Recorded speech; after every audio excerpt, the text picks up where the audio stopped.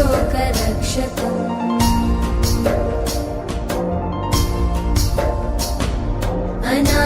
अनायकैकनायकं विनाशिते भदैत्यकं नताशुभाशुनाशकं नमामि तं विनायकम्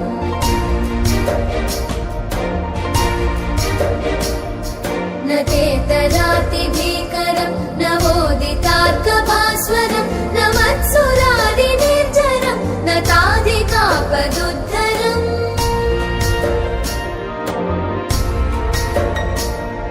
सुरेश्वरं निधीश्वरं गजेश्वरं गणेश्वरं महेश्वरं तमाश्रये परात्परं निरन्तरम्